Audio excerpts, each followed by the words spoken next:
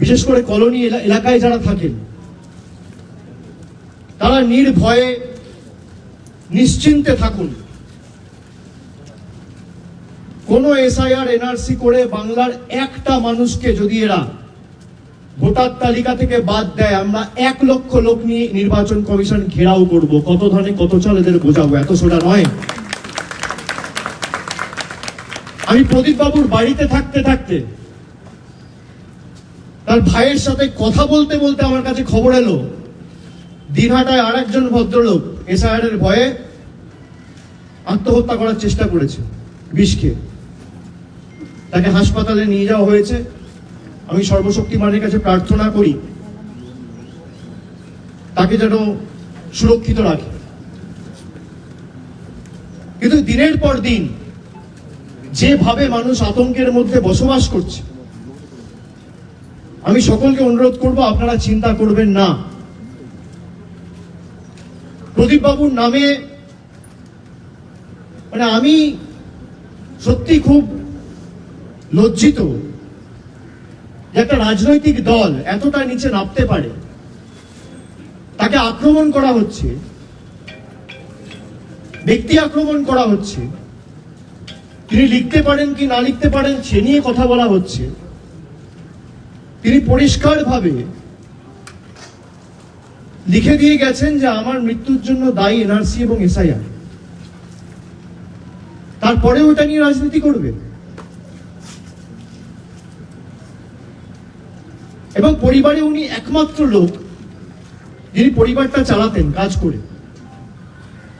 তাদের পাশে একটা ছোট্ট দোকান রয়েছে। প্রয়াত প্রদীপ বাবু এবং তার ভাই তপন বাবু দুজনে মিলে এই কাজে দোকানটা চালাতেন।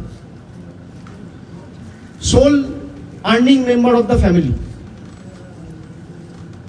পরিবারের লোকেরা এখন চিন্তায় যে আমরা ঘর সংসার চালাবো কি করে, থাকবো কি করে, বাঁচবো কি করে। যারা নিজেদেরকে হিন্দু ধর্ম এবং সনাতনী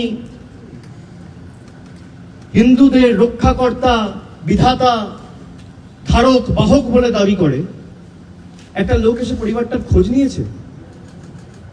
24 ঘন্টা হয়ে গেল, এরা ভাষণ দেয়। এরা ঠিক করবে কে বাংলাদেশ থেকে এসছে কে পাকিস্তান থেকে এসছে। আপনারা শুনে রাখুন আমার কথা। বাংলাদেশের যদি আপনারা ম্যাপ দেখেন, মায়ানমারের যদি আপনারা ম্যাপ দেখেন, যেখান থেকে রোহিঙ্গা প্রবেশ করে, 4 থেকে 5টা রাজ্য রয়েছে। আর মায়ানমার আর বাংলাদেশের বর্ডার যদি দেখেন সব মিলিয়ে 8টা রাজ্য রয়েছে। একদিকে মিজোরাম রয়েছে, একদিকে নাগাল্যান্ড রয়েছে, একদিকে মণিপুর রয়েছে, উপরে অরুণাচল প্রদেশ রয়েছে, তার নিচে মেঘালয় রয়েছে, আসাম রয়েছে, একদিকে ত্রিপুরা রয়েছে, আর একদম পশ্চিমে রয়েছে বাংলা। শুধুমাত্র বাংলায় এরা এসআইআর করছে। তার কারণ বাঙালি এদের কাছে বশ্যতা স্বীকার করেনি, আত্মসমর্পণ করেনি, এদের কাছে মাথা নত করেনি। আমি আপনাদের সকলকে আশ্বস্ত করে দিয়ে যাচ্ছি, এর বদলা সারা বাংলার একটাই এখন স্বর, জাস্টিস ফর প্রদীপ কর। এবং যাদের জন্য তিনি আত্মঘাতী হয়েছে